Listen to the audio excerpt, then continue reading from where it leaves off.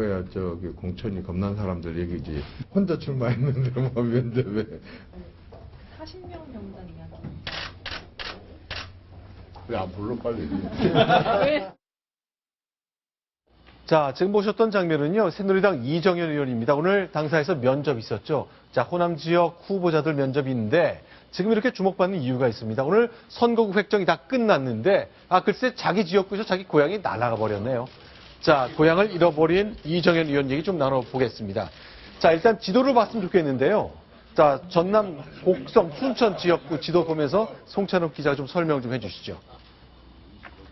네, 기존의 지역구는 그 전남의 순천과 곡성이 하나의 지역구였는데요. 네. 이번에 그 선거구 획정으로 인해서 네. 그 순천이 따로 떨어져 나가고 단독 네. 선거구가 되고 네. 곡성 같은 경우는 그 옆 지역구인 그 광양 구례와 이렇게 붙게 됐습니다. 네. 그래서 지금 순천 단독 선거구에 지금 이제 출마가 예상되는 그 여야 후보들인데요. 네. 그 순천 같은 경우는 인구가 한 28만 명에 육박하거든요. 이게 뭐 네. 인구 상한선이고, 그리고 그 이정현 의원의 그 지역구인 그 고향인 곡성은 약 3만 명 정도의 인구로 구성이 되어 있습니다.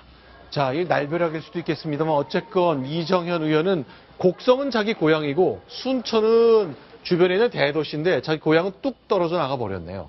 자, 어쨌건 이런 구도인데 여론조사 최근에 저희가 해본 거 보니까 그래도 일단 곡성을 포함한 지역에서는 나머지 후보들보다 앞서는 것으로 나왔는데 어쨌건 어떻게 전개가 되는지를 봐야 되겠습니다. 오늘 기자들이 물어봤더니 확정이라고 쓰지 마라. 유력하게 검토하고 있다고 하면서 순창 출마의 뜻을 밝혔습니다. 자, 오늘 정리된 선거구 획정안 보니까요. 자, 오늘 밤 안전행정위원회가 위원회를 열어서 상임위 차원에서 표결 처리한다고 하는데 자, 한 지역 더 봤으면 좋겠습니다. 서울 강서구 지역도 3개로 늘어난 지역이죠. 네, 그렇습니다. 그 병이 하나 더 생겼는데요. 네. 이 을과 병이 이제 생겼는데 강서갑 같은 경우는 지금 무소속 신기남 의원하고 네. 그 더민주의 금태섭 의원이죠. 안철수의 입이라고 불렸던 더민주의 금태섭 의원이 그 맞붙게 됐고요. 그 네. 병이 하나 더 생겼는데 재밌는 게 있습니다.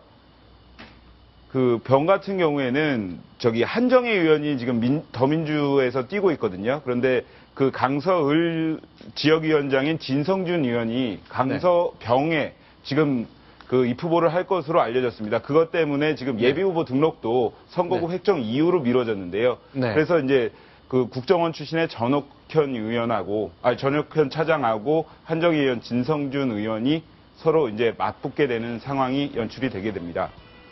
자, 강서병인데 이제 새로 생긴 지역구라 그런지 여당의 현역 비례대표 의원 2사람, 그리고 이제 청와대와 국가정보원에서 일했던 야당의 현역 비례대표 의원 2사람과 그 정부 기구에서 일했던 2사람의 예비 후보들이 맞붙는 상황이 됐습니다. 자, 그럼 갑부터 좀 하나씩 좀 점검을 해봤으면 좋겠습니다. 강서갑은요, 신기남 의원의 탈당 때문에 좀 야권 분열 예상되는 지역인데 어떤 상황인가요?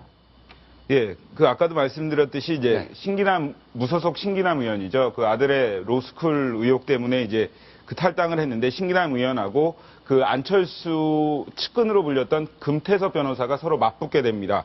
그 강서갑은 18대 네. 총선에서 구상찬 의원이 당선됐던 거를 빼고는 네. 야권에 굉장히 그 유리한 지역이거든요.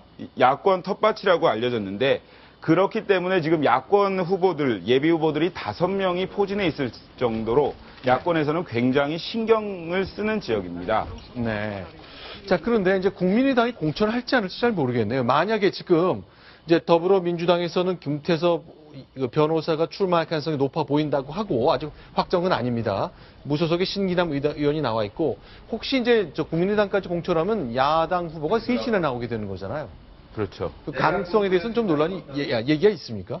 아직 국민의당은 여기에 후보를 낸다. 아직까지는 이런 얘기가 없거든요. 차라리 여기에 지역구는 김영식 전 구속된 서울시 의원 인데 이 서울시 의회 의원들은 국민의당에서 많이 공천을 하는데 이 국회의원 같은 경우에는 아직 얘기가 없습니다. 네. 그래서 지금 네. 그 야권 분열이 이루어질 수도 있거든요. 충분히. 네. 그러니까 국민의당에서 공천만 하면 그렇게 되는데, 근데 안철수 대표 같은 경우는 뭐 연대는 없다. 네. 우리는 독자적으로 가겠다는 입장을 계속 밝히고 있어가지고 이게 뭐 어떻게 될지 분열이 되면 새누리당이 아무래도 유리하지 않을까 그런 전망이 나옵니다. 자, 그러면요, 이제 여권에서는 이런 그 야당 분열에 대한 특정 선거 얘기보다는 여권의 공천 때문에 지금 발칵 뒤집힌 상황이잖아요.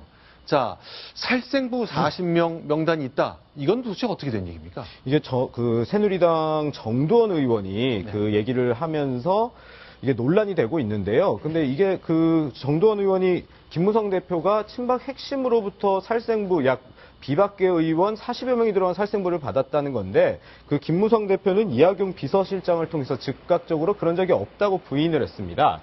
네, 일단 그러면요. 일단 김무성 대표는 부인했지만 그 얘기를 들었다는 정두원 의원 어저께 저희 종합뉴스에 나와서 직접 얘기를 했습니다. 그 정두원 의원 얘기 들어보겠습니다. 아니, 저 대표님한테 직접 들은 얘기니까요. 이러이러한 사람들을 공천하면 안 된다. 네. 그런데 나는 절대 받아줄 수 없다. 정말 끝까지 그러면 나는 도장도 안 찍겠다. 이제 그런 얘기를 하신 겁니다. 네, 맞습니다. 그게 실현 가능한 얘기는 아니지만은 이제 그런 의도를 갖고 있다. 이제 그런 얘기겠죠. 뭐 아무튼 이런 정두원 의원의 그 발언으로 인해서 지금 친박근혜에게는 마치 네. 친박계와 청와대가 공천에 개입한다는 식으로 왜 보여주게 하느냐 하면서 네. 부글부글 끓고 있고 그 이한구 공천관리위원장도 공식 기구에서 철저하게 조사를 요청하겠다고 밝혔습니다.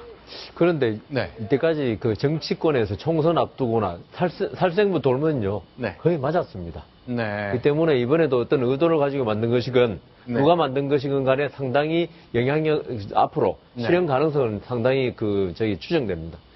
자, 일단 이한구 공천관리위원장 당 차원에서 공식 조사를 하겠다 그러니까요. 빨리 좀 논란과 혼란의 여지가 없도록 좀 명쾌한 정리를 해서 국민들 앞에 좀 설명을 했으면 좋겠습니다. 당 대표가 직접 얘기했다고 하는데 본인은 부인하는 것까지는 정리해 봤습니다.